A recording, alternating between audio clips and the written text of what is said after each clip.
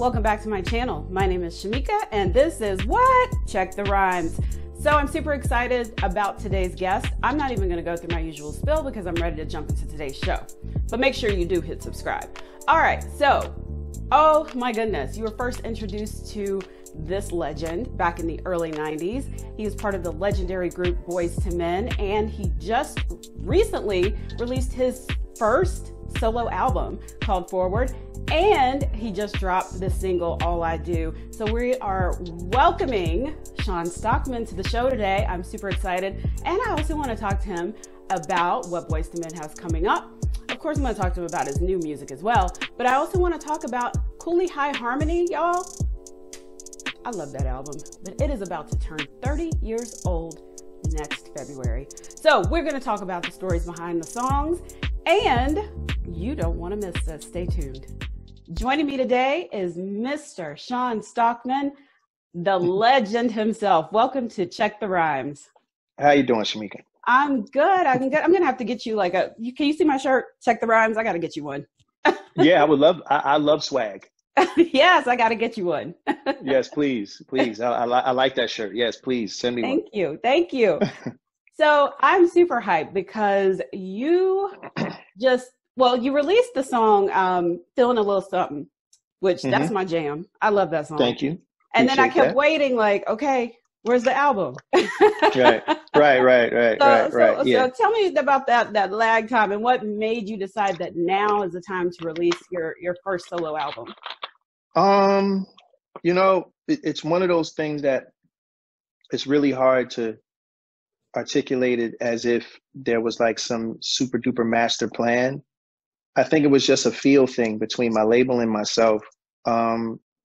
We felt like this would have been April 10th was the perfect time. Because it lent itself to why I did the album in the first place. I wanted it to be the type of record. I like to kind of nickname this music on this album blue collar R&B, which means I wanted people to listen to it in their most pragmatic of times when they're at home, yes, when they're going to work, when they're leaving work, when they're at work, when they're with their significant other, when they're talking to their significant other, when they're, those type of real intimate and personal things. I wanted this album to kind of be the backdrop to those life things that we do every day. And it just so happened that there was a pandemic that happened. So it's perfect. This album is perfect for being at home and you just want to hear some good music while you're doing whatever it is you're doing at the house. My album is perfect for that. And it worked out. It worked out. Like it all worked out. And it's one of those things that, because this pandemic has allowed people to kind of slow down because we've always been so busy because we can't, I got to do this and I got to do that. Well, the pandemic has shut our behinds all down and it allowed us to do any and everything that we said that we couldn't do. Exactly. And part of that is allowing us to actually sit and listen to music and discover stuff that we probably wouldn't have time to do in any other circumstance. So again, it worked out because now people are, oh, Shawn, okay, cool. They click on, they listen to it, and hopefully they like it. So worked out. But I know a lot of us that are still working from home, we need a playlist to get us through the day. So you're right, it's perfect. Exactly. So it all worked out. So it's unfortunate that it worked out in these circumstances, but I hope that my music kind of helps with everybody having to stay home. So of course, I want to talk about the album title Foreword, because I love that. I love that, especially with it being your solo debut album. So is that kind of this is the forward they're going to come?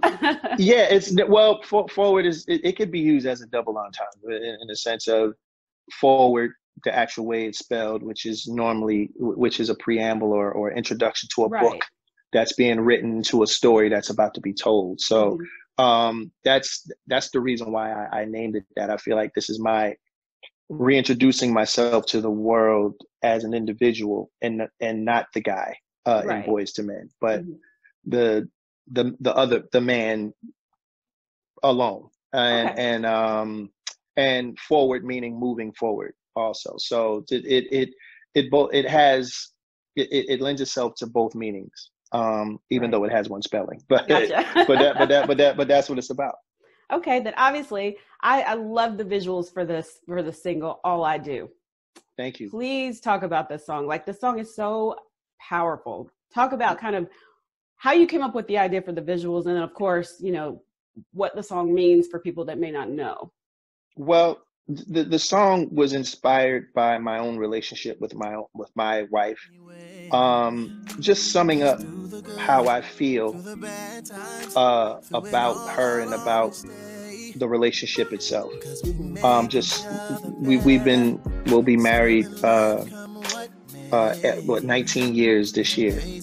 So, you know, congratulations on that. Yeah, thank you.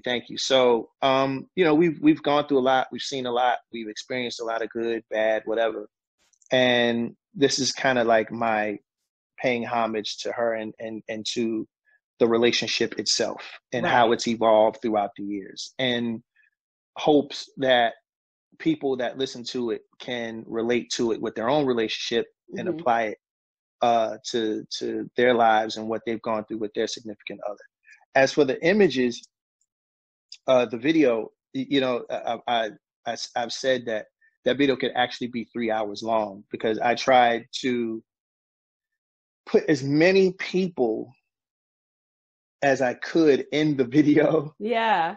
and with all the people that I had in mind, there was no way I'd be able to put it in to that 3.5 minute song, because it would be a day long. So yeah, and I don't know, maybe I'll do a part 2 where you add more images and things like that. I was just gonna say that you should try part 2, 3, 4, however many you need. Yeah. I mean, seriously, yeah. But it's like it's really, again, just paying homage to all of the women who have been holding us down, you know, past, present, and future. You know, I had to put the 4 Black mayors in there. Right. You know, because we live in a generation where I would have never thought I would have seen not just Black mayors, but female mayors, you know, who are running major cities. Yes, we have one here in Charlotte. Charlotte, North Carolina. Yes. So there you go. So it's so, again, could have put her in it as well. So it's like, it's so many images, so many people, so many women that could have been highlighted in the song. I just tried to do what I could. Yes. I love it. I love it. So I know we don't have that much time. So I definitely am going to, I wish I had my cassette tape right now. So I could be like, look at this. So CooleyHighHarmony. It's currently 29 years old, but when we get to 2021, it's going to be 30 years old. So I know about some of the stories behind some of the songs. So I'm going to just kind of throw a couple songs out at you. Okay. And get the stories behind that. And actually, it's so funny. This is full circle. I interviewed Troy Taylor a few months ago, and we talked about Boyz II Men. And so let's start with that song. Okay. Which one? Because he did Little Things and he did Your Love. Your Love. Let's talk about that one. Yeah. Your Love was, he was the first guy that we worked with for this album. We all drove to New York City and met him at a studio. I forget what studio it was. I'm sure he could tell you better than I could. But we actually did a couple songs together. We did 4. 2 ended up on the album. And he was with his partner at the time, Charles Foreward. And that was like our first impression of being in a major studio, our first time being in a real studio with a real producer and the whole thing. So we were just excited, you know what I mean? And Troy gave us 2 bangers, man. You know, and he also did some stuff for us on the album after that too. So, you know, Troy, he saw us grow up. He saw us grow up. Yeah. He saw us develop, and he saw where we were and where we are now. So we have a very intimate relationship with Troy. He helped make us who we are. It's so funny. I think I feel like I saw you guys, it was maybe South Carolina. I can't even remember what year it was, but I was standing there singing along to the songs that I realized I only know like maybe the first verse of some of the songs because my mama only bought me the cassette singles. So you know, on the flip side, sure. Snippets. That's right. That's right. Yeah, I'm dating myself. No, it's okay. It's okay. We all come from the same era. Yeah. I remember my friend looking at me like, "Why you stop singing?" I'm like, "That's all I know." Yeah. Right.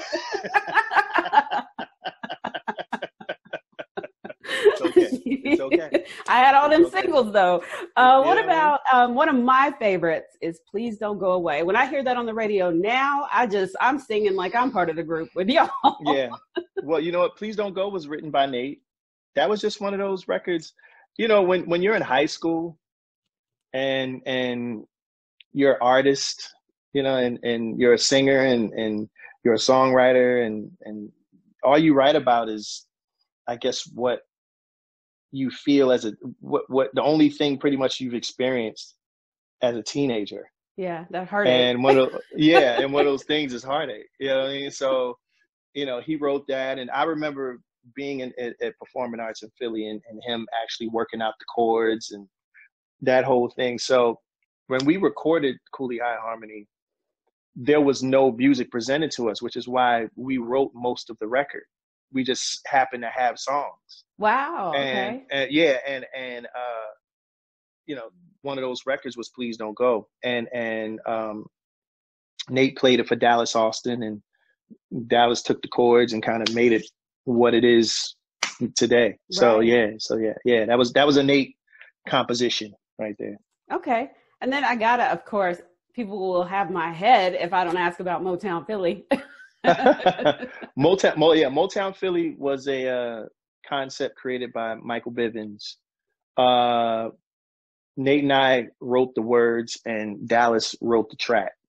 And he literally just wanted to make a 3-minute autobiography of who we are, where we're from, how we got on, what we do, and that's it.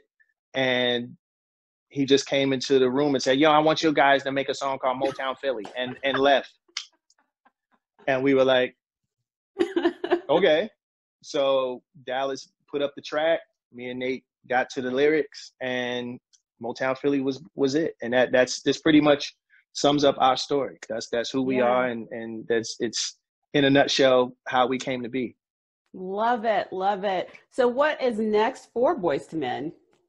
Well, hopefully getting on stage pretty soon. Don't look like it's going to be anytime this year. Right. But you know, we're always, the interesting thing about these times now is figuring out how we do what we already are doing. Mm-hmm. So we have a few things in the works.